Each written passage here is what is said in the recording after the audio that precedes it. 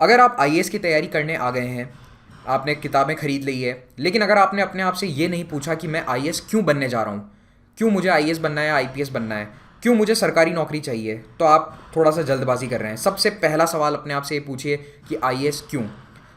आपका जो रीज़न है वो कभी भी, अगर गलत रीज़न है कि मैं अपने दोस्तों को इंप्रेस करने के लिए आईएएस बन रहा हूँ या माँ बाप के प्रेशर के कारण बन रहा हूँ, गर्लफ्रेंड ने कहा कि आईएएस बन के दिखाओ तो बन रहा हूँ, अगर ये कारण है तो आप इस प्रिपरेशन को अभी छोड़ दो, अपनी ज़िंदगी के 1-2 साल बचा लो, इस फील्ड में मत आओ। अगर आप सही में गवर्नमेंट सर्विस में जाना चाहते हैं, आपको पता है गवर्नमेंट सर्विस क्या है, वहाँ पे किस तरह की जॉब प्रोफाइल है, आपको कैमरा से दूर रहकर या बड़े शहरों से दूर रहकर नौकरी कर सकते हैं, इस तरह का आपका मेंटल आपका फ्रेमवर्क है, तो आप इस जॉब में आइए। ठीक है। और आप सोच रहे हैं कि मैं लाखों करोड़ों कमाने आ रहा हूँ, तो ये भी आपका रीज़न गलत है। आज नहीं तो कल वो आपकी लाखों करोड़ों की शोहरत आपको कुछ नहीं देने वाली है, केवल बदनामी देगी। तो सबसे पहला अपना रीज़न अपने आप से पूछिए कि रीज़न क्या है, मैं इस जॉब में क्यों जा रहा हूँ। और ये एक और चीज़ के लिए इंपॉर्टेंट है, जब आपका इंटरव्यू होगा उस समय भी आपसे ये सवाल पूछा जाएगा, और अगर आप सही मकसद के कारण इस सेवा में जा रहे हैं तो वहाँ पे आपकी झिझक नहीं दिखेगी, वहाँ पे आपका जो आंसर है वो क्लैरिटी के साथ आप पेश कर सकेंगे। तो चलिए, अगर आपने ठान लिया है कि आईएएस बनना है, सिविल सेवा परीक्षा की तैयारी करनी है, तो फिर 2019 का जो अगले साल का एग्ज़ाम है उसके लिए आप इन 3 कैटेगरी में से किसी एक में हो सकते हैं। या तो आप एक फ्रेशर हो, अभी अभी कॉलेज ग्रेजुएशन आपकी ख़त्म हुई है और अब आप तैयारी शुरू करेंगे, या फिर आप कॉलेज में हैं फाइनल ईयर में, तो भी आप इसी कैटेगरी में आते हैं मेरे ख्याल से। दूसरा, आप एक्सपीरियंसड हो, आपने 1 अटैम्प्ट 2 अटैम्प्ट या 3 अटैम्प्ट भी दे रखे हैं, आपने बेसिक तैयारी या बुक्स आपको पता है, आप पढ़ चुके हैं, या तो आपने अच्छे से पढ़ा है या फिर नहीं पढ़ के भी आपने 1-2 अटैम्प्ट दे दिए हैं। अब आपको इस एग्ज़ाम का आइडिया है, लेकिन आपको आपकी गलती कहाँ हुई, या तो आपने सही किताबें नहीं पढ़ी, या किताबों को सही से नहीं पढ़ा, या फिर प्रैक्टिस में कहीं कमी रही है। तो आप इस वीडियो को देखिए, आपको अगर अपनी कहीं गलती नज़र आती है उसे सुधार सकते हैं आप। और तीसरा आता है वर्किंग एस्पिरेंट वाला जो क्लास है, यानी जो ऑलरेडी किसी नौकरी में है। तो अगर आप किसी नौकरी में हैं और तैयारी कर रहे हैं, तो पहली चीज़ आपको ये देखनी है कि अगर आप जॉब में से छुट्टी ले सकते हो, जैसे कई जॉब्स में 1-2 साल के लिए स्टडी लीव पे जा सकते हैं, कोशिश करिए कि स्टडी लीव ले लें अगर पॉसिबल है। नहीं पॉसिबल है तो अपने जॉब में कम से कम आपको 4 से 5 घंटे मिनिमम पढ़ाई के लिए निकालने होंगे, मिनिमम। और कोशिश ये करनी होगी कि प्रीलिम्स के पहले कम से कम 10-15 दिन की छुट्टी लें, और मेंस के पहले वापस कम से कम 20-25 दिन या 1 महीना मिनिमम आपको छुट्टी लेके एग्ज़ाम देना है। आप इन तीनों में से कोई भी हैं, किताबें वही है, एग्ज़ाम वही है, कोर्स सबके लिए सेम होगा। तो पहले देखिए शेड्यूल क्या है। 2 जून 2019 को प्रिलिमिनरी एग्ज़ाम होने वाला है। ठीक है। एग्ज़ाम के 3 स्टेज होते हैं, प्रिलिमिनरी एग्ज़ाम, फिर होता है मेंस एग्ज़ाम। हालांकि ये दोनों मेंस का ही पार्ट हैं, लेकिन अब कॉमनली हम दोनों इनको अलग अलग ट्रीट करने लग गए हैं। तो मेंस एग्ज़ाम होगा जो कि रिटन होता है, सब्जेक्टिव होता है, उसमें आपको आंसर्स लिखने होते हैं। ये होता है 20 से 26 सितंबर, इसकी टेंटेटिव डेट है, अभी फिक्स नहीं है। और प्रिलिमिनरी एग्जाम में मल्टीपल चॉइस क्वेश्चंस आते हैं, एमसीक्यू आते हैं, 4 ऑप्शन में से एक सही चूज़ करना होता है। लेकिन इतना आसान नहीं है जितना आप सोच रहे हैं, क्योंकि स्टेटमेंट्स आते हैं, स्टेटमेंट्स में आपको देखना होता है कौन सा स्टेटमेंट सही है, कौन सा गलत है। फिर होगा इंटरव्यू, जो आपकी पर्सनैलिटी का, आपकी नॉलेज का, दोनों का एक टेस्ट है। ज़्यादातर पर्सनालिटी का है, आपके एप्टीट्यूड का है, ना कि नॉलेज का। तो ये अगले साल टेंटेटिवली दिसंबर या जनवरी में होना चाहिए। और नेक्स्ट उसके अगले साल आप यानी 2020 में आपकी ट्रेनिंग स्टार्ट हो जाएगी। तो एक तरह से देखें तो इस एग्ज़ाम का पूरा साइकिल 2 साल का है। और बाय द वे फॉर्म आ जाएंगे फरवरी मार्च में, इसके फॉर्म फिलअप होने स्टार्ट हो जाएंगे 2019 में। तो ये जो एग्ज़ाम की साइकिल है, तैयारी करने से लेकर ट्रेनिंग ज्वाइन करने तक, लगभग 2 साल की साइकिल है। तो मेंटली अपने आप को इस चीज़ के लिए तैयार रखिए कि एक साइकिल 2 साल की है, फिर इस मैदान में आइए। अब कई लोगों के दिमाग में ये सवाल आता है कि क्या 1 साल की तैयारी बहुत है? हमने तो सुना है 2 साल पढ़ना पड़ता है, 2.5 साल पढ़ना पड़ता है, 5-5 साल पढ़ते हैं तब एग्ज़ाम क्रैक होता है। जी नहीं, सरकार एग्ज़ाम हर साल करवा रही है, इसका मतलब हर साल एग्ज़ाम क्रैक किया जा सकता है। कई लोगों ने किया है आपसे पहले, और वो भी इंसान ही थे, वो कर सकते हैं तो आप भी कर सकते हैं। हेनरी फोर्ड ने एक बहुत फेमस बात कही थी, whether you think you can और you can't, you are right. अगर आप सोचते हो कि मैं कर सकता हूँ तो आप कर लोगे, अगर आप सोच ही यही रहे हो कि मैं तो कर ही नहीं सकता, तो फिर आप कभी नहीं कर पाओगे। तो अपने दिमाग में इस चीज़ को ठान लीजिए कि 1 साल बहुत है, एग्ज़ाम होता ही हर साल इसीलिए है ताकि 1 साल में लोग इसे दे सकें तैयारी करके, तो आप इसे 1 साल में क्रैक कर सकते हो। तो आते हैं अब शुरुआत पे। आपने ये सोच लिया कि आईएएस आना है, रीज़न आपकी सही, रीजंस बिल्कुल सही हैं, आईएएस जॉब में जाना है, तो अब थोड़ा रिसर्च शुरू करो। ये वीडियो देखना आपकी रिसर्च का पहला स्टेप है, लेकिन ये सब कुछ, सारी जानकारी आपको यहाँ नहीं मिलने वाली है। मैं आपको अभी बता देता हूँ, मैं आपको बुक लिस्ट बता दूंगा, पैटर्न है, काफ़ी चीज़ें बता दूंगा, लेकिन इस एग्ज़ाम के कई आयाम हैं, मतलब इतने सारे इसके एस्पेक्ट हैं कि एक वीडियो में उन्हें कवर करना पॉसिबल नहीं है। तो ये आपकी शुरुआत है, अपने आप से और रिसर्च करिए, पैटर्न, खास करके पैटर्न है, क्वेश्चन पेपर्स को देखिए, पुराने क्वेश्चन पेपर्स देखिए, टॉपर्स के इंटरव्यूज़ देखिए, उसमें कई बातें आपको पता चलेगी। स्टडी IQ पे कई टॉपर्स के इंटरव्यूज़ हमने डाले हुए हैं, आप उन्हें देखिए, अपलोडेड हैं। साथ ही साथ lunar.org पे भी आप टॉपर्स इंटरव्यूज़ पढ़ सकते हैं, उस पर भी बहुत अच्छे इंटरव्यूज़ हैं। फिर अगली चीज़ है कि ये डिसाइड करिए कि आप तैयारी कहाँ से करेंगे। अगर आप वर्किंग एस्पिरेंट है तो आप जहाँ नौकरी कर रहे हैं वहीं पे रह सकते हैं। कॉलेज से निकले हैं, फ्रेशर हैं, तो ये डिसाइड करिए कि आपको दिल्ली, बैंगलोर, हैदराबाद, इन किसी इन शहर में जाकर रह के तैयारी करनी है। अफोर्ड कर सकते हैं, पैसा है घर में कि आपका खर्चा उठा लें माँ बाप, तो जाइए, बेझिझक जाइए। नहीं जा सकते, घर बैठ के तैयारी कर सकते हो आप। कई लोगों ने इस एग्ज़ाम को घर बैठ के ऑनलाइन सोर्सेज साथ साथ में बुक्स घर पे मंगवा के पढ़ाई करके क्रैक किया है। तो it is not impossible to crack this exam from your home. ठीक है, अगर आप अफोर्ड कर सकते हैं तो बिल्कुल जाइए, या आपको तय करना है। पूरी तरह से आपका डिसीजन है, पर्सनल डिसीजन है आपका, लेकिन कम से कम 18 महीने के लिए आपकी वो जगह फिक्स होनी चाहिए, है ना। उसमें बार बार चेंज मत कीजिएगा, क्योंकि जब तक आप मेंस इंटरव्यू पूरा नहीं दे देते, आपको उसी जगह रहना बेटर रहेगा, एक ही जगह रहना। फिर उस जगह को जहाँ आप पढ़ाई करेंगे, जो आपका स्टडी रूम होगा, उसको पढ़ाई के लिए वहाँ थोड़ा माहौल बनाओ, है ना। जैसे पार्टी के लिए लोग माहौल बनाते हैं, डिम लाइट लगा देते हैं, वैसे देखो पढ़ाई के लिए भी अलग माहौल होता है। थोड़ी ब्राइट लाइट लगाओ, कमरे में अंधेरा अंधेरा नहीं होना चाहिए, रोशनी आनी चाहिए। हो सके तो सूरज की रोशनी आए तो अच्छा है, दिन के समय में। हवा आनी चाहिए, हवादार कमरा है, घुटन भरा नहीं होना चाहिए कमरा।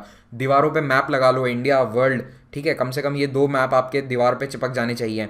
टीवी या अन्य कोई डिस्टर्बेंस ना हो।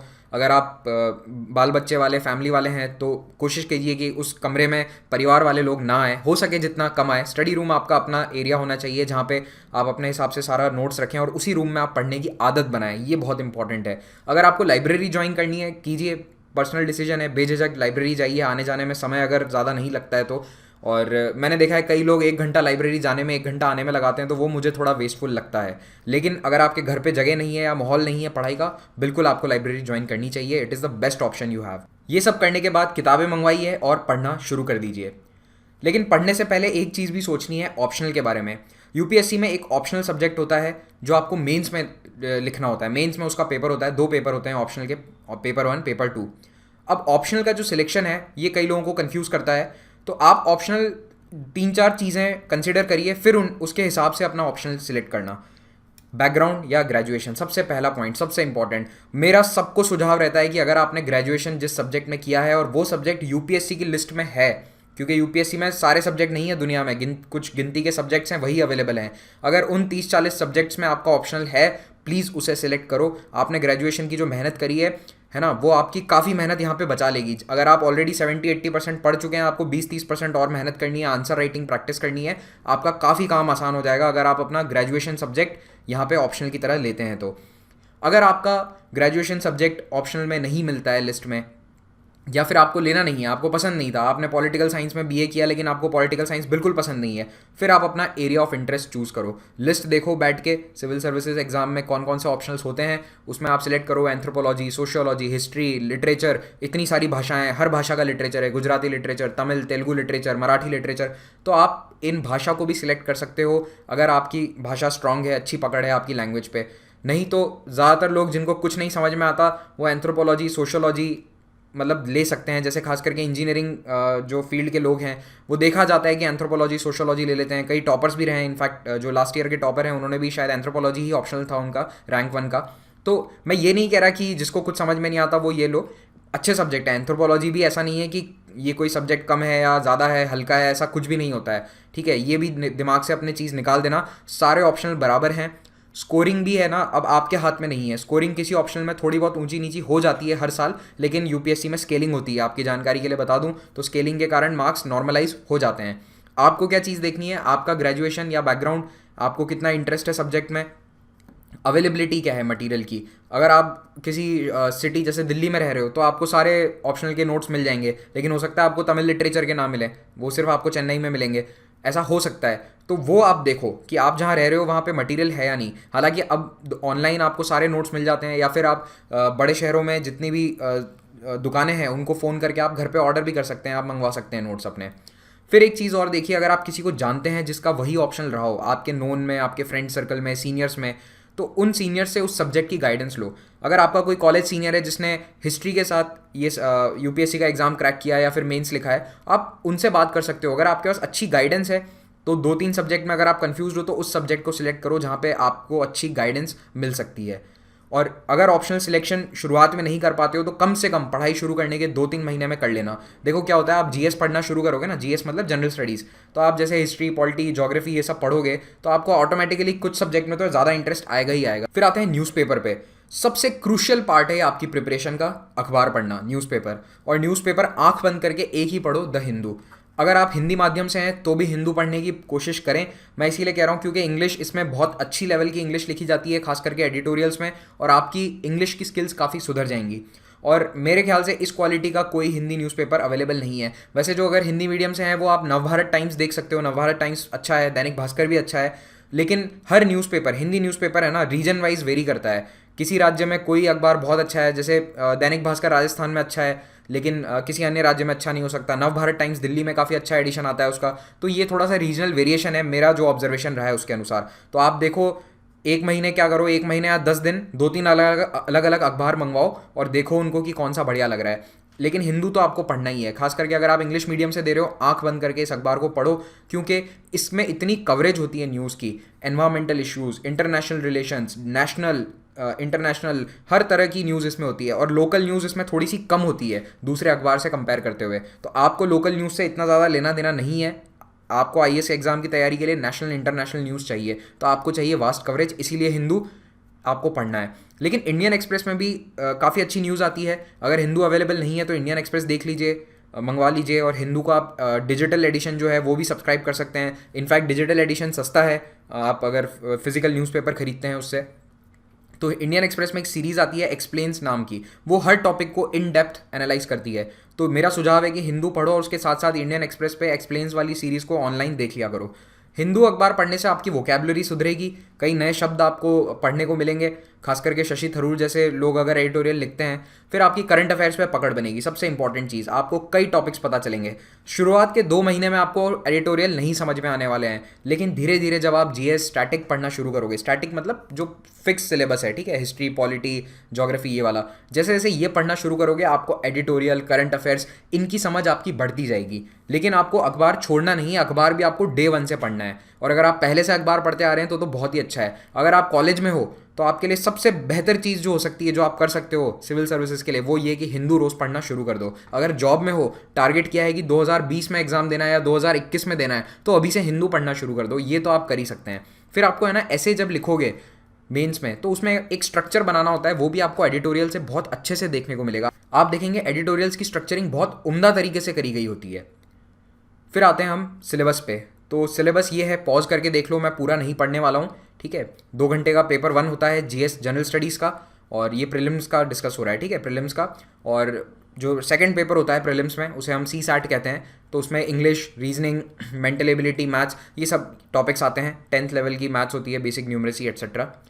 तो पेपर 2 जो है वो केवल एक क्वालिफाइंग पेपर है, यानी इसके नंबर आपकी मेरिट लिस्ट नहीं बनाते हैं। आपको इसमें केवल 33% मार्क्स लाने हैं। 200 नंबर का पेपर है, आपको 66 मार्क्स इसमें लेकर आने हैं। ये बस इतने 66 मार्क्स अगर आप इसमें लेकर आ गए हैं तो ये पेपर आगे मायने नहीं रखता है। आपका जो पेपर 1 है उसी के नंबर से मेरिट लिस्ट या फिर जो कट ऑफ लिस्ट है वो बनती है। किताबें देखो, CSAT के लिए मैं आपको मैनुअल्स सजेस्ट कर सकता हूँ प्रैक्टिस के लिए, ठीक है। पढ़ना तो इसमें ऐसा कुछ खास पढ़ना नहीं होता है कि थियरी वगैरह है, सब कुछ बेसिक ही है 10th लेवल का। तो आप टाटा मैग्रो हिल की जो CSAT की किताब आती है मैनुअल, वो देख लो। RS अग्रवाल अच्छी किताब है, अरिहंत पब्लिकेशन की भी आती है। इन बुक से आप क्वेश्चन प्रैक्टिस कर सकते हैं। फिर हम आते हैं प्रीलिम्स की बुक लिस्ट पे, जीएस के लिए, जनरल स्टडीज़ के लिए। तो सबसे पहले जो टॉपिक लिखा हुआ है वो है current events of national and international importance, यानी कि करंट अफेयर से क्वेश्चन आएंगे। अब ये बहुत वास्ट टॉपिक है, इसका कोई अंत नहीं है, लेकिन देखा ये गया है पिछले कई सालों के ट्रेंड के अनुसार कि वही टॉपिक्स पूछे जाते हैं जो पिछले 1-2 सालों में या तो न्यूज़ में रहे हैं या फिर किसी ना किसी कारण से भारत के लिए इंपॉर्टेंट है। तो आपको हिंदू न्यूज़पेपर तो पढ़ना ही है रिलीजियसली। लोकल पेजेस छोड़ दो, उसके अलावा पूरा हिंदू आपके लिए इंपॉर्टेंट है। योजना मैगजीन, ये गवर्नमेंट मैगजीन है, हर महीने आती है। इसमें डेवलपमेंट से रिलेटेड कई इशूज़ होते हैं, ठीक है। कुरुक्षेत्र भी आती है, योजना भी आती है। कुरुक्षेत्र मेनली रूरल इशूज़ जो हैं उन पे डील करता है, और योजना जो है ओवरऑल पूरे भारत सरकार की जो डेवलपमेंट स्कीम्स हैं या इंडिया में जो भी प्रोग्राम्स चल रहे हैं उनके बारे में बात करती है। अगर योजना आप नहीं पढ़ सकते तो आप योजना का जो मंथली एक एनालिसिस होता है, एक वीडियो हम बनाते हैं स्टडी IQ चैनल पे अपलोड करते हैं, आप उसे कम से कम देख लो। तो उसमें आपको 40 मिनट में पूरे 1 महीने की जो योजना है उसका सार मिल जाएगा। फिर है इंडिया ईयर बुक। सरकार हर साल एक ईयर बुक छापती है, इसको खरीद लो। इसे पेज टू पेज पढ़ने की ज़रूरत नहीं है, लेकिन इसमें जो डेटा है ना, जैसे भारत में एक एग्जांपल देता हूँ, एनर्जी का डेटा आता है इसमें हर साल। तो वो डेटा हर साल चेंज होता है कि कितने प्रतिशत बिजली सोलर से बन रही है, रिन्यूएबल से बन रही है, नॉन रिन्यूएबल से बन रही है। वो सारा डेटा आप इससे रेफर कर सकते हो सीधे सीधे, ठीक है। इस स्कीम में इतने करोड़ घरों में LPG पहुंचाया गया। तो ये सारा जो डेटा है ना, ये ऑफिशियली आपको इस इंडिया ईयर बुक में जो दिया जाता है वो ऑफिशियल डेटा होता है। तो इसे खरीद लो, कवर टू कवर पढ़ने की ज़रूरत नहीं है, बस रेफरेंस के लिए रख लो। और जो इंपॉर्टेंट चीज़ें हैं जैसे एनर्जी है, सोशल स्कीम्स हैं, ये सब इससे आप पढ़ सकते हैं, ठीक है, कंसाइज करके। वैसे न्यूज़ में आता ही रहता है पूरे साल, लेकिन आपको कंपाइल्ड एक जगह इंडिया ईयर बुक में मिल जाएगा। फिर कोई भी एक मंथली करंट अफेयर्स मैगजीन आपको पढ़नी है, या फिर आप स्टडी IQ के वीडियोस देखिए, क्योंकि हम हर रोज़ को जो भी करंट अफेयर्स का टॉपिक न्यूज़ में है, चर्चा में है, उसका हम वीडियो बना देते हैं, उसका पूरा एनालिसिस हम कर देते हैं, ठीक है। तो या तो आप वो देख लीजिए, या फिर करंट अफेयर्स मैगजीन भी ले लीजिए, क्योंकि रिविजन पेपर मटीरियल से थोड़ा ईजिली होता है। तो जैसे विजन की मैगजीन आती है, फोकस आती है, सिविल सर्विसेज टाइम्स है, क्रॉनिकल है, दृष्टि है। हिंदी मीडियम के लिए दृष्टि सबसे अच्छी मैगजीन है। तो इनमें से कोई भी एक मैगजीन उठा लो, कोई फ़र्क नहीं पड़ता। ऐसा नहीं है कि 4-5 उठा लो एक साथ, एक पकड़ लो कोई मैगजीन और उसी को पढ़ो पूरे साल, ठीक है। उसको रिलीजियसली फॉलो करो। ये अच्छी मैगजीन्स हैं, इनके नाम मैंने बता दिए। फिर history of India and Indian national movement. तो अब इसमें ओल्ड NCERT पढ़नी है आपको क्लास 11th की, एंशंट के लिए। फिर 11th-12th की नई NCERTs भी पढ़ो, ठीक है। ओल्ड NCERT तो पढ़नी है, फिर न्यू NCERT भी पढ़नी है 11th-12th क्लास की। 6 to 8 की NCERTs पढ़ लो, इसमें थीम्स ऑफ वर्ल्ड हिस्ट्री है, मिडिवल हिस्ट्री है, वो सब आपको यहाँ मिल जाएगा। NCERTs के लिए एक बात बता दूँ आपको, NCERT हर सब्जेक्ट की आपको पढ़नी है। बस 11th-12th की फिजिक्स केमिस्ट्री छोड़ दो, या माइक्रो इकोनॉमी वाली छोड़ दो, बाकी 6 से लेकर 10th तक की तो सारी किताबें पढ़ लो तो बेटर है ना, शुरुआती फेज़ में। लेकिन NCERT मेरा मानना है कि 6 to 10th वाली NCERTs पढ़ो आप, लेकिन बहुत ज़्यादा समय मत खराब करो उन पे, ठीक है। कोशिश करो कि 1 महीने के अंदर सारी NCERTs पढ़ लो। एक रीडिंग कम से कम सारी NCERTs की हो जानी चाहिए। और NCERT पढ़ने के बाद आपको स्टैंडर्ड किताबें भी पढ़नी पड़ेंगी। कारण ये है कि अब NCERT से केवल नहीं होता है। कई लोग आपको कहेंगे कि NCERT से ही पूछा जाता है सारा, लेकिन ऐसा नहीं है। पेपर का पैटर्न चेंज हो रहा है, पिछले 2-3 सालों में देखा गया है। केवल NCERT पढ़ने से काम नहीं चलेगा। हाँ, NCERT से एक सवाल आते हैं, डायरेक्टली आ जाते हैं कई बार, लेकिन ऐसा नहीं है कि सिर्फ NCERT पढ़ने से काम हो जाएगा। और पर्सनली मुझे तमिलनाडु बोर्ड की जो बुक्स हैं वो ज़्यादा अच्छी लगी हैं। 6 to 12th क्लास की सारी बुक्स आप देखो हिस्ट्री के लिए, ठीक है, वो NCERT से मुझे थोड़ी सी बेटर लगी हैं। लेकिन अभी भी क्वेश्चंस कई बार NCERT से डायरेक्ट आते हैं। तमिलनाडु बोर्ड की जो किताबें हैं ना, उनकी लैंग्वेज काफ़ी आसान है और पैराग्राफ फॉर्म में उसमें एक्सप्लेन किया हुआ है। तो आप ये सारी जो किताबें हैं आप इनकी ऑफिशियल वेबसाइट से डाउनलोड कर सकते हैं। अगर आप खरीद नहीं सकते, डाउनलोड कर लो NCERT की ऑफिशियल वेबसाइट से, और TN बोर्ड की भी वेबसाइट पे आप PDF इनके डाउनलोड कर सकते हैं। कृपा करके प्लीज़ डुप्लीकेट या जेरोक्सेस मत खरीदो, इनके ऑफिशियल डाउनलोड कर लो। सरकार इतनी मेहनत करती है आप लोगों के लिए, तो उसका फ़ायदा उठाओ। फिर है स्पेक्ट्रम की किताब। ये इस वक्त सबसे महत्वपूर्ण किताब है मॉडर्न इंडिया के लिए। स्पेक्ट्रम की जो किताब है उसमें आपको क्या है, बहुत सारे ऑर्गेनाइजेशंस हैं, इन सब के नाम मिल जाएंगे, तो वो इसलिए ये इंपॉर्टेंट है। बिपिन चंद्रा में ये सब नहीं मिलेगा। लेकिन अगर आपको हिस्ट्री की ABCD भी नहीं आती, तो बिपिन चंद्रा से अच्छी किताब आपके लिए कोई है ही नहीं, क्योंकि इसमें कहानी की तरह पूरा भारत का जो आज़ादी का आंदोलन है वो दिया गया है। तो शुरुआत बिपिन चंद्रा से कर लो। अगर बिल्कुल आइडिया नहीं है, हिस्ट्री पढ़ रखी है 11th-12th क्लास में, ग्रेजुएशन में, तो स्पेक्ट्रम उठा के पढ़ो, ठीक है। फिर बिपिन चंद्रा मत पढ़ना। फिर आओ ज्योग्राफी पे। तो ज्योग्राफी के लिए भी 6 to 10th की सारी ज्योग्राफी की NCERTs पढ़ डालो, 11th-12th की भी पढ़ लो, सारी NCERT पढ़नी है। उसके बाद GC लियोंग भी पढ़नी है फिजिकल के लिए। GC लियोंग एक किताब है जिसमें सिर्फ फिजिकल ज्योग्राफी है, थोड़ा सा ह्यूमन ज्योग्राफी भी है, लेकिन आपके लिए इंपॉर्टेंट केवल फिजिकल ज्योग्राफी है। तो अर्थक्वेक, वॉल्केनो, ये सारे टॉपिक आप GC लियोंग से पढ़ेंगे। फिर इंडिया की ज्योग्राफी की किताब, भारत की नदियाँ, भारत के पहाड़, पठार, ये सब माजिद हुसैन की किताब है, इसमें आपको मिल जाएगा। अच्छी बुक है, मैं यही रिकमेंड करता हूँ। अन्य कई बुक्स आती हैं ज्योग्राफी की, वैसे सब बराबर हैं, बट माजिद हुसैन जो है वो स्पेसिफिकली UPSC के पर्पज़ से लिखी गई है। फिर आपको एक एटलस खरीदनी है। ऑक्सफोर्ड एटलस अच्छी है। ऑक्सफोर्ड एटलस के अंदर अपनी टेबल पे रखो उसे। जब भी कोई न्यूज़ में कोई जगह का नाम देखते हो जो नहीं पता कहाँ है, तुरंत उसे एटलस में सर्च करो, देख लो, दिमाग में बिठा लो कि ये जगह कहाँ है। सोचो नाम आता है ईस्ट सी का, अब आपको नहीं पता ईस्ट सी कहाँ है, बस इतना कहीं न्यूज़ में था कि जापान और कोरिया के आसपास कोई तनाव चल रहा है जापान कोरिया में, और वहाँ पे ईस्ट सी का मेंशन है। खोलो जापान पे जाओ और देखो ईस्ट सी कहाँ पे आता है, ठीक है। फिर देखो नोट्स, अगर हो सके तो न्यूज़ के जो नोट्स हैं जो ज्योग्राफी में रहते हैं, ये जगह जो मैं आपको बता रहा हूँ, उनसे नोट्स बना लो, क्योंकि जो टॉपिक न्यूज़ में रहता है वही ज्योग्राफी में पूछे जाने की संभावना रहती है। हर साल ऐसे टॉपिक आते हैं, जैसे इराक सीरिया में 3-4 साल से आईसिस का आतंकवाद वहाँ पे चल रहा है, तो लगातार इराक सीरिया इसराइल से क्वेश्चन पूछे गए हैं पिछले 3 साल से यूपीएससी में। जो भी एरिया डिस्प्यूट में रहता है, जहाँ कोई लड़ाई चल रही है, यमन, साउथ सुडान, ये हमेशा पूछे जाते हैं। इनसे रिलेटेड पूछा जाता है, इनके आसपास के सी, समुद्र, ओशंस या छोटे मोटे कोई बे, ठीक है, आइलैंड्स, ये चीज़ें पूछी जाती हैं। फिर मैप्स मैंने आपको बता ही दिया, भारत का नक्शा और दुनिया का नक्शा खरीदो, अपनी दीवार पे चिपका दो। मैप का फ़ायदा क्या है, अगर आपका कोई दोस्त आपके साथ रहता है या फिर फैमिली वाले हैं, उनको बुलाओ, उनको बोलो कि तुम मैप पे कोई भी नाम लो और मुझे पूछो किस कॉन्टिनेंट में या किस देश के बीच में है, मैं बताऊंगा। इस तरह से उनके साथ एक क्विज खेल सकते हो आप। तो जैसे उनको, वो कहीं पे भी आपको रैंडमली कुछ भी पूछ लेंगे कि वाइट सी कहाँ है, तो आपको पता होना चाहिए वाइट सी किस देश के पास है, रेड सी किन किन कॉन्टिनेंट्स के बीच में है। तो इस तरह के सवाल अपने फैमिली मेम्बर्स या फिर रूममेट्स हैं जो साथ में तैयारी कर रहे हैं, उनसे ये चीज़ें आप उनके साथ इस तरह से आप क्विज करके दिमाग में और अच्छे से रख सकते हैं।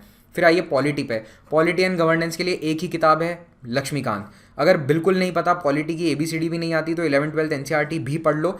मेरे ख्याल से Laxmikanth is good enough. 11th-12th NCERT skip कर दोगे चलेगा, यहाँ पे पढ़ लो तो अच्छा है, स्किप करो तो कोई दिक्कत नहीं है। अगर पढ़ रखा है 11th-12th में पॉलिटी, तो सीधा लक्ष्मीकांत पे आओ। इस किताब का एक एक चैप्टर इंपॉर्टेंट है, एक एक पैराग्राफ, एक एक लाइन इस किताब की इंपॉर्टेंट है। अब आओ इकोनॉमी पे। तो इकोनॉमी में 11th-12th की जो NCERT है वो पढ़नी है। माइक्रो इकोनॉमी मत पढ़ना, उसके अंदर केवल माइक्रो इकोनॉमी सिलेबस में होता है। फिर रमेश सिंह द्वारा लिखी गई किताब है इंडियन इकोनॉमी। ये काफ़ी मोटी किताब है, तो इसको है ना एक रेफरेंस के तरह इस्तेमाल करो, इसे रख लो। पूरा पढ़ सको तो बहुत अच्छी बात है, लेकिन टाइम लगेगा पूरा पढ़ने में। तो जो टॉपिक आपको NCERT में नहीं समझ में आते है ना, वो आप रमेश सिंह से रेफर कर सकते हैं, इसे एज अ रेफरेंस किताब इस्तेमाल करो। और ये संजीव वर्मा की जो किताब है द इंडियन इकोनॉमी, ये तो बिल्कुल पतली सी किताब है, छोटी सी, इसको पूरा पढ़ लो। इससे आपको एक बेसिक अंडरस्टैंडिंग मिल जाएगी कि इकोनॉमी होता क्या है, भारत की इकोनॉमी कैसे काम करती है। फिर उसके अलावा मेरा सजेशन ये है कि किसी भी अच्छे कोचिंग क्लास के नोट्स ले लो। स्टार इसलिए लगाया है क्योंकि गुड कोचिंग क्लास कुछ भी हो सकती है। आपकी नज़र में XYZ इंस्टीट्यूट जो आपको अच्छा लगे, किसी अच्छे कोचिंग इंस्टीट्यूट के क्लास नोट्स आप जेरोक्स करवा सकते हैं और उसको भी यूज़ कर सकते हैं। बेटर ये रहेगा स्टैंडर्ड किताबें पढ़ो, NCERT 11th-12th और रमेश सिंह, ठीक है, ये बेस्ट रहेगा। लेकिन इकोनॉमी थोड़ी समझने में डिफिकल्ट है कई लोगों के लिए, जैसे मेरे लिए भी है, मुझे खुद इकोनॉमी बहुत टफ लगती है। तो आप क्लास नोट्स का भी इस्तेमाल कर सकते हैं, क्योंकि यहाँ लैंग्वेज थोड़ी सी सिंपल होती है। फिर एक इकोनॉमिक सर्वे सरकार रिलीज़ करती है बजट से पहले, उसकी समरी वो इंपॉर्टेंट है। देखो कि वो पूरा तो पढ़ने आप बैठ नहीं सकते, पूरा पढ़ोगे, पढ़ लो तो अच्छा है, नहीं पढ़ पाओगे, ज़्यादातर लोग नहीं पढ़ पाते हैं, तो कम से कम उसकी समरी पढ़ लो। या फिर जैसे स्टडी IQ पे इकोनॉमिक सर्वे के वीडियोस हैं, वो आप देख लो, उनसे आपका सर्वे कवर हो जाएगा। बट ये एक मस्ट सी है, इकोनॉमिक सर्वे को देख के ही प्रीलिम्स देने जाना। अगला टॉपिक है environmental ecology, biodiversity, climate change. अब इसमें आपको NCERT क्लास 12th की पढ़नी है, बायोलॉजी की बुक, लेकिन सारे चैप्टर नहीं, केवल एनवायरमेंट वाले चैप्टर, सिर्फ एनवायरमेंट वाले चैप्टर पढ़ने हैं 12th NCERT बायोलॉजी में। फिर उसके बाद ये वाली बुक्स हैं जो आपके पास ऑप्शन है, शंकर IAS की बुक है, DR खुल्लर की बुक है, और डॉक्टर रवि अग्रहरी की सून अपकमिंग एक बुक है। तो इनमें से आप कोई भी बुक ले सकते हो एनवायरमेंट के लिए। मैं डॉक्टर रवि अग्रहरी वाली बुक प्रेफर करूंगा, क्योंकि इसमें ये लेटेस्ट आने वाली है, तो इसमें ज़्यादा नया डेटा रहेगा, जो नए ऑर्गेनाइजेशंस हैं, क्योंकि साइंस एंड टेक एनवायरमेंट में हर साल इतना सारा नया डेटा, इतने नए ऑर्गेनाइजेशंस आ रहे हैं कि आपको वो हर साल जानने ज़रूरी है। फिर आ जाओ साइंस पे। मैं साइंस बैकग्राउंड से हूँ और फिर भी मैं ये मानता हूँ कि साइंस की प्रिपरेशन शायद UPSC के लिए सबसे टफ है। रीज़न ये है कि एक तो सारा जो सिलेबस है वो एक जगह आपको कहीं नहीं मिलने वाला है। दूसरा, जो NCERT में आपको पढ़ना है, NCERT तो पढ़नी ही है 6 से 10 तक की, उससे कुछ आता नहीं है। रीज़न, बेसिक कुछ नहीं आता। NCERT में आपको सारा बेसिक साइंस मिलेगा और सवाल आते हैं बिल्कुल लेटेस्ट डेवलपमेंट से, लेकिन आप वो लेटेस्ट वाली साइंस की बातें समझ नहीं पाओगे जब तक आपने 6 से 10 की NCERTs को अच्छे से नहीं पढ़ा है, नहीं समझा है। तो इसीलिए बेसिक साइंस आपको आना ज़रूरी है। फिर आप UPSC का साइंस का सिलेबस कर सकते हो या साइंस के क्वेश्चंस अटेम्प्ट कर सकते हो। अब सिलेबस ऐसा कोई डिफाइंड सिलेबस नहीं है, तो हम लोग क्या रिलाई करते हैं, देखो एक तो साइंस रिपोर्टर मैगजीन है। साइंस रिपोर्टर मंथली मैगजीन आती है, साइंस में जो भी लेटेस्ट डेवलपमेंट है, जैसे कोई नोबेल प्राइज़ के अंदर जो भी टेक्नोलॉजी के लिए मिला है या नए डेवलपमेंट के लिए, वो सब इसमें कवर हो जाएगा। तो साइंस रिपोर्टर का कम से कम जो मेन आर्टिकल आता है, जो सबसे बड़ा आर्टिकल है जो कवर पर रहता है, कम से कम उसे पढ़ लो। और अगर आप एक जगह सारा सिलेबस चाहते हो साइंस का, तो बहुत अच्छी बुक है रवि अग्रहरी सर की साइंस की बुक है, और इसका नया वर्जन भी आने वाला है जुलाई में, अपडेटेड वर्जन, ठीक है, अभी जो चल रहा है वो भी बहुत अच्छी बुक है। अपडेटेड वर्जन सून लॉन्च होने वाला है, तो उसमें आपको और नया डेटा मिल जाएगा, क्योंकि इसमें क्या है, सारा कंपाइल्ड एक जगह मिलेगा। जैसे स्पेस प्रोग्राम हो गया या इंडिया की जो साइंटिफिक जो जितना भी डेवलपमेंट है इंडिया के अंदर साइंस एंड टेक में हो रहा है, तो इस तरह की सारी चीज़ें एक जगह मिलना बहुत मुश्किल है। ये साइंस की सबसे बड़ी प्रॉब्लम है। वरना आप न्यूज़ पे तो रिलाय कर ही सकते हैं। जितनी भी हिंदू में न्यूज़ में जो टेक्नोलॉजी रिलेटेड आर्टिकल्स हैं उनको अच्छे से पढ़िए, अपने नोट्स बनाइए, वो आपके पास ऑप्शन रहेगा। अब आ जाते हैं हम मेंस की बुक लिस्ट पे। देखो, प्रीलिम्स के लिए जो मैंने बुक्स बताई वो तो हैं ही, वो तो पढ़नी ही है। अब उसके अलावा मेंस में कुछ एक्स्ट्रा बुक्स भी पढ़नी है, वो मैं यहाँ पे सिर्फ मेंशन करने वाला हूँ, तो प्रीलिम्स वाली फिर से नहीं लिखूंगा। तो पहला पेपर होता है GS1। By the way, mains में 9 पेपर होते हैं। एक बार एग्जाम का पैटर्न आप नोटिफिकेशन पढ़ के खुद भी समझ लो। वैसे बता रहा हूँ, 9 पेपर होते हैं। 4 होते हैं जनरल स्टडीज़ के पेपर, ठीक है, 2 पेपर हो गए आपके ऑप्शनल के, एक होता है ऐसे का पेपर, और 2 पेपर होते हैं लैंग्वेज के। एक हो गया इंग्लिश का, और एक कोई भी अन्य भाषा जो आप सिलेक्ट करते हैं, ठीक है, संविधान में जो भी मान्य है भाषाएं उनमें से कोई एक। तो ये आपके कितने हो गए, 4 2 6 7 2 9, 9 पेपर टोटल होते हैं मेंस के अंदर। पहला पेपर होता है GS1 का। वैसे पहला ऐसे होता है, लेकिन अभी मैं GS1 ही बताने वाला हूँ। तो जनरल स्टडीज़ 1 कहते हैं। जनरल स्टडीज़ 1 में क्या है, history, art and culture, geography और सोसाइटी, ये 3 बड़े बड़े टॉपिक हैं। तो आर्ट एंड कल्चर अब वैसे कहने को प्रीलिम्स के सिलेबस में नहीं है, लेकिन सवाल फिर भी आते हैं। तो नितिन सिंघानिया की किताब है, बहुत अच्छी किताब है आर्ट एंड कल्चर की, इसे पढ़ लो। इसे प्रीलिम्स में और मेंस में दोनों में ये काम आएगी। ऑफिशियली यूपीएससी नहीं कहता कल्चर सिलेबस में है, लेकिन सवाल आते हैं प्रीलिम्स में कल्चर से। CCRT की जो ऑफिशियल वेबसाइट है, सरकारी वेबसाइट है, ठीक है, और जो भी कल्चर से रिलेटेड न्यूज़ आर्टिकल हैं, अगर कोई डांस न्यूज़ में रह रहा है, कोई वर्ल्ड हेरिटेज लिस्ट में शामिल हुआ है, वो ऑटोमेटिकली आपके लिए इंपॉर्टेंट हो गया है, उसको अच्छे से पढ़ लो न्यूज़ में ही। इसीलिए कहता हूँ हिंदू न्यूज़पेपर पढ़ना शायद सबसे इंपॉर्टेंट एस्पेक्ट है आपकी तैयारी का। फिर वर्ल्ड हिस्ट्री आता है मेंस में, ये प्रीलिम्स में नहीं आता। तो इसके लिए नॉर्मन लो की किताब आती है, लेकिन इस किताब को पढ़ोगे तो आपको बहुत मज़ा आ जाएगा, है ना। मतलब सरकास्टिकली कह रहा हूँ, मज़ा आ जाएगा, मज़ा नहीं आएगा। अगर सिंपल तरीके से पढ़ना चाहते हो, मैंने वर्ल्ड हिस्ट्री के सारे टॉपिक स्टडी IQ पे कवर कर रखे हैं। प्लेलिस्ट बनी हुई है वर्ल्ड हिस्ट्री की, उसको जाके देख लो, उसमें सारे टॉपिक हैं। फिर आओ पोस्ट इंडिपेंडेंस। तो आज़ादी के बाद की जो हिस्ट्री है वो पहले अब केवल मेंस में पूछी जाती थी, लेकिन पिछले 1 साल में मैंने ट्रेंड देखा है कि कुछ कुछ चीज़ें प्रीलिम्स में भी पूछी गई हैं, है ना। खास करके अभी जो 2018 का जो प्रीलिम्स था उसमें पोस्ट इंडिपेंडेंस के क्वेश्चन पूछे थे, जैसे SBI का नाम कब चेंज हुआ, या फिर first communist government in India, इस तरह के सवाल शामिल थे। तो अब इसके लिए क्या करना है आपको, देखो नॉलेज मिक्स हो रही है एक फील्ड और दूसरे फील्ड की। अब आपको SBI जो है इंपीरियल बैंक ऑफ इंडिया का नाम चेंज हुआ SBI, ठीक है, ये क्वेश्चन में था। तो अब ये आपको इकोनॉमी में कहीं ना कहीं आपके सामने ये फैक्ट आएगा।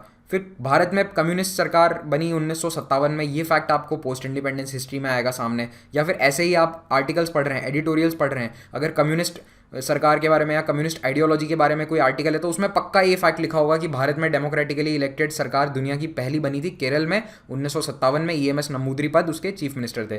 तो अब ये डोमेन नॉलेज जो है ना, अलग अलग डोमेन्स की, इसको मिक्स करके आ रहा है। हिस्ट्री, है ना, history plus current affairs plus geography, ये सब मिक्स करके पूछा जा रहा है एक सवाल के अंदर। तो इसलिए आपको थोड़ा सा दिमाग अपना खुला रखना है, read with an open mind. ऐसा नहीं है कि मैं केवल हिस्ट्री पढ़ रहा हूँ तो हिस्ट्री के बारे में ही सोचूं, उसके आसपास के जो इवेंट्स हो रहे हैं तो उनके बारे में भी सोचते जाइए, ठीक है। जैसे अगर आप 1950 की पोस्ट इंडिपेंडेंस हिस्ट्री पढ़ रहे हैं भारत की, तो हमेशा ये दिमाग में रखो कि उस वक्त दुनिया में कोल्ड वॉर चल रहा था, तो USSR और US के बीच में क्या था। इस तरह की चीज़ें हमेशा सोचते रहो साथ साथ में। तो इंडिया सिंस इंडिपेंडेंस नाम की एक किताब है ना, ये आप पढ़ सकते हो अगर आप चाहो। ये लिखी गई है बिपिन चंद्रा द्वारा, लेकिन ये काफ़ी मोटी किताब है, हालांकि है पूरी कहानी जैसी है, तो आप इसको जल्दी से पढ़ के ख़त्म कर सकते हो। तो ये पढ़ सकते हो। या फिर 9th-10th की जो NCERT है, इंडिया एंड कंटेम्प्रेरी वर्ल्ड, वो भी पढ़ लो। अगर आपके पास बहुत समय है तो इंडिया आफ्टर गांधी किताब है, RC गुहा द्वारा लिखी गई, बहुत ही मोटी किताब है, शायद 1000 पेज की कुछ है। इसको बैठ के पढ़ लो, इसमें पूरी हिस्ट्री है इंडिया इंडिपेंडेंस के बाद की। और उसके बाद आते हैं हम सोसाइटी पे। तो सोसाइटी एक जो टॉपिक है, NCERT आती है 12th क्लास की, इंडियन सोसाइटी उसका नाम है, टाइटल है किताब का। ये किताब आप पढ़ सकते हो। वैसे सोसाइटी के जो टॉपिक्स हैं वो आप जनरली न्यूज़ के थ्रू या एडिटोरियल्स के थ्रू ही आपके कवर होने वाले हैं। किताब से डायरेक्ट क्वेश्चंस कुछ भी नहीं आएंगे, है ना। जनरली सोशल कंडीशंस में एम्पावरमेंट ऑफ विमेन है, या फिर जो सोशल प्रॉब्लम्स हैं भारत के अंदर, ये सब न्यूज़ में चलता है काफ़ी। तो ये न्यूज़ के थ्रू या जो आर्टिकल्स आते हैं उन्हीं के थ्रू आप इनके आंसर्स लिख पाएंगे। अब आइए GS2 पे। GS2 में वापस लक्ष्मीकांत तो पढ़नी ही है, लेकिन उसके अलावा अगर आपके पास समय है तो DD बासु पढ़िए। इसमें थोड़ा सा ज़्यादा एनालिटिकल अप्रोच है।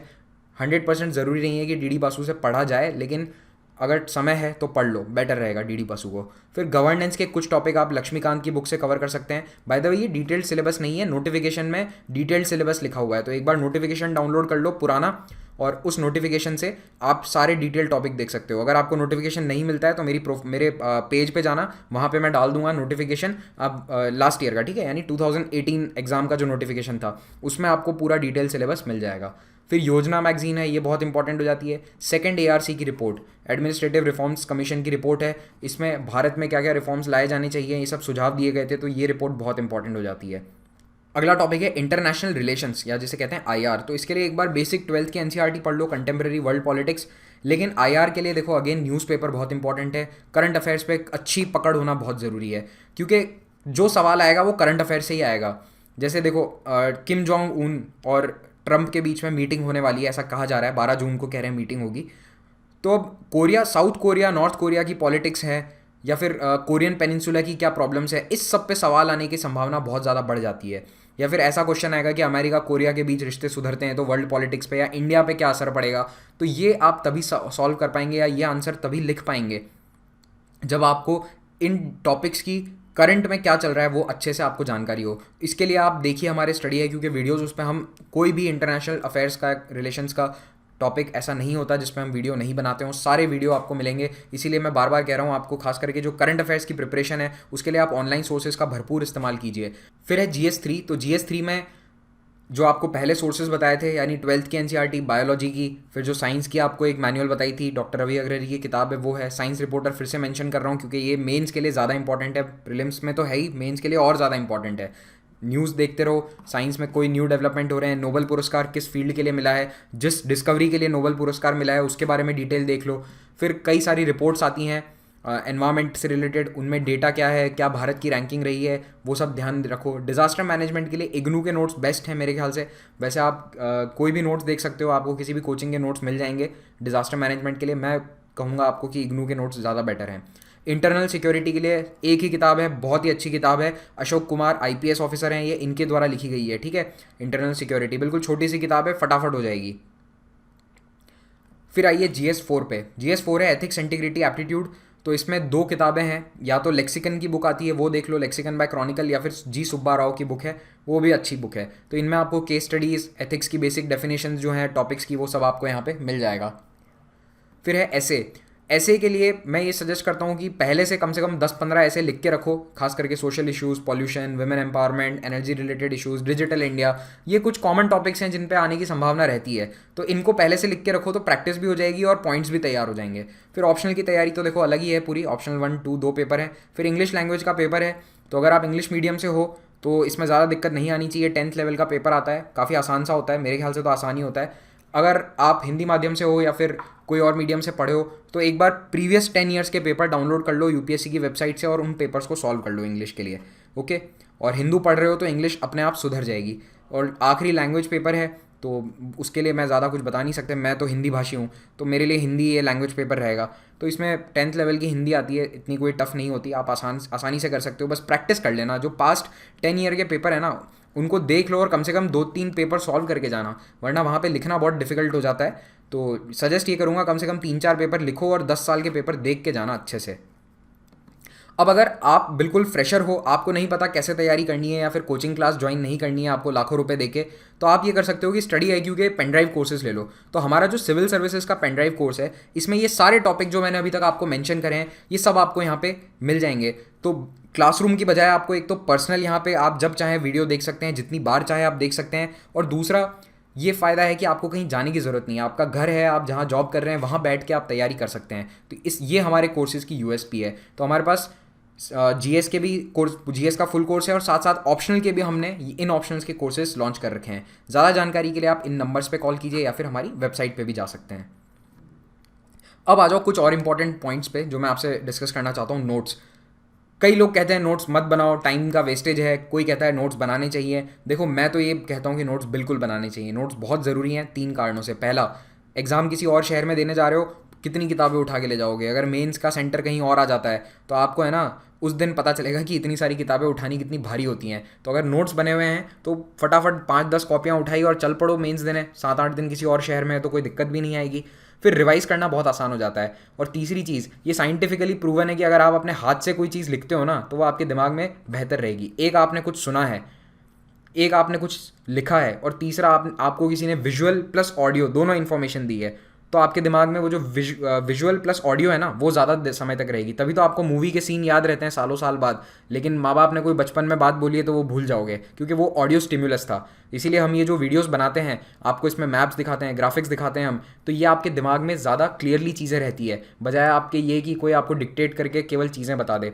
तो इसीलिए मैं ये मानता हूँ कि नोट्स बनाना समझदारी का काम है, हमेशा बनाने चाहिए। राइटिंग भी अच्छी होगी, राइटिंग प्रैक्टिस भी बनेगी, और साथ साथ में रिवाइज करना तो आसान होगा ही। फिर आ जाओ प्रैक्टिस पे। तो ये सब तो हो गया ज्ञान लेने की बातें, अभी तक हमने करी। ज्ञान समेटना कैसे है, अब उस ज्ञान को बाहर कैसे लाना है। आपको एग्जाम में बहुत लिमिटेड टाइम मिलता है। जीएस प्रीलिम्स में 2 घंटे और मेंस में आपको मिलेंगे 3 घंटे। तो आपने पढ़ा चाहे दुनिया भर का है, लेकिन आपको लिखने में अगर 10 घंटे लगते हैं, आपकी राइटिंग स्पीड बहुत स्लो है, तो आपका ज्ञान किसी काम का नहीं है यूपीएससी के लिए। हाँ, आपके लिए काम का हो सकता है, यूपीएससी के लिए कोई काम का नहीं है। आप आईएएस के लायक नहीं हो अगर आप 6 घंटे लगाते हो पेपर लिखने में। तो प्रैक्टिस करो 3 घंटे में, 2 घंटे के अंदर पेपर सॉल्व करने का, ठीक है। तो लिमिटेड पीरियड ऑफ टाइम मिलता है, इसीलिए प्रैक्टिस बहुत ज़रूरी हो जाती है, वो भी सिमुलेटेड एनवायरमेंट। सिमुलेटेड का क्या मतलब है, प्रीलिम्स होता है गर्मियों के महीने में, तो अब आप एसी चला के रोज़ प्रैक्टिस कर रहे हो और उस दिन आपको सेंटर पे बैठना पड़ेगा बिना एसी बिना पंखे के, तो आपकी हालत ख़राब हो जाएगी। कोशिश करो घर पे भी बिना पंखे या बिना एसी के कम से कम बैठ के टेस्ट पेपर 2-4 सॉल्व करो, तब आदत होगी। सर्दियों में पहले तो चलो प्रीलिम्स दिसंबर में होता था, अब सितंबर अक्टूबर में मूव हो गया है, तो ये इतनी प्रॉब्लम नहीं है। वरना पहले सर्दियों में हाथ काम नहीं करते थे नॉर्थ इंडिया में खास करके लोगों के, तो इसलिए सुबह सुबह उठ के लोग प्रैक्टिस करते थे ताकि उनकी सुबह लिखने की आदत बन जाए। ओके, तो इसके लिए आप कोई भी टेस्ट सीरीज ज्वाइन कर सकते हो। ऑनलाइन बहुत सारी टेस्ट सीरीज अवेलेबल हैं। स्टडी आईक्यू की टेस्ट सीरीज है। लास्ट ईयर स्टडी आईक्यू की टेस्ट सीरीज में जो क्वेश्चंस आए, उनमें से 60+ क्वेश्चंस इस साल के 2018 के प्रीलिम्स में आए हैं। तो आप स्टडी आईक्यू की टेस्ट सीरीज भी ज्वाइन कर सकते हैं, या फिर कोई भी अन्य ऑफलाइन टेस्ट सीरीज जो आपके पास उपलब्ध है उसे ज्वाइन करिए। लेकिन टेस्ट अच्छे से दो। जो भी टेस्ट सीरीज ज्वाइन करो उसे पूरी सिंसियरिटी से दो, उसे छोड़ो मत, और अपने आप को इवैल्यूएट करो कि मैंने कहाँ गलतियां करी। अगर इवैल्यूएट नहीं करोगे, टेस्ट देके छोड़ दिया, तो वो कोई काम का नहीं है। देखो अगर 30 क्वेश्चन गलत हुए हैं तो कौन से टॉपिक के हुए हैं, क्यों गलत हुए हैं।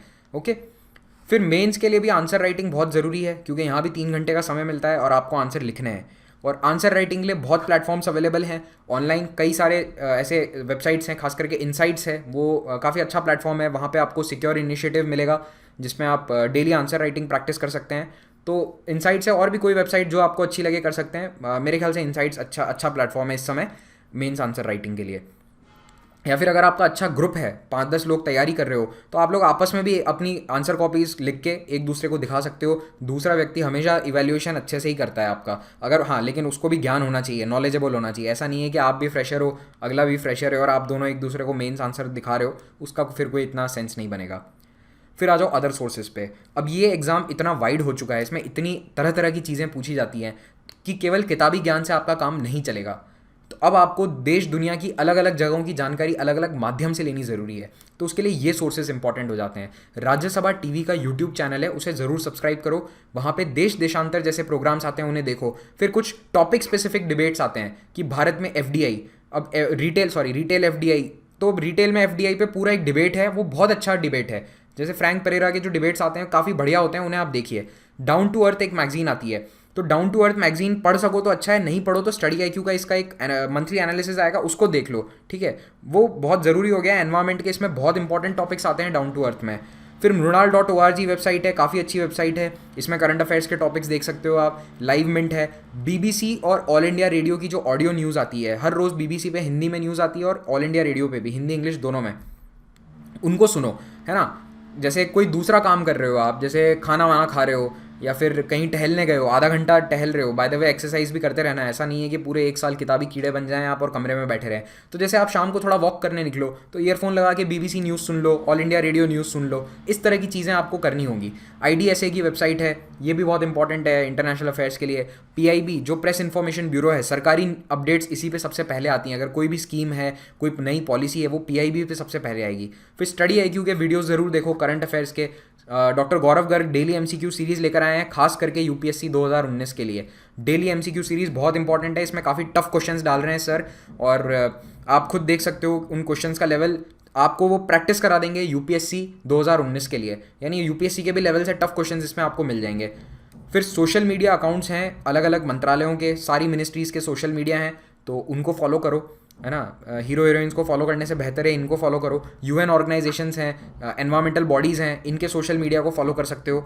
और इन पे क्या होता है, इनका फ़ायदा ये होगा कि जैसे ही कोई रिपोर्ट आती है वो तुरंत आपके न्यूज़ में आपको फीड में दिख जाएगी, तो आपको वेट नहीं करना पड़ेगा। तो वहाँ पे थोड़ा सा देख लो उसका एनालिसिस, कोई नई पॉलिसी आई है तो उसकी जानकारी रहेगी।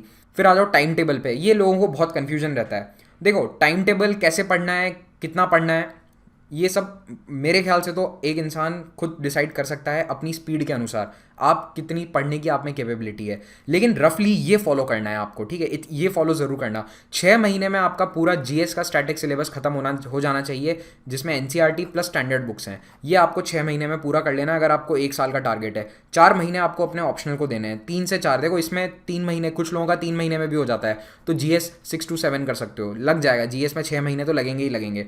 तो ये थोड़ा सा फ्लेक्सिबल है, लेकिन 3 से 4 महीने ऑप्शनल के लिए रखो और 3 महीने रखो साल में रिवीजन के लिए, प्रैक्टिस के लिए।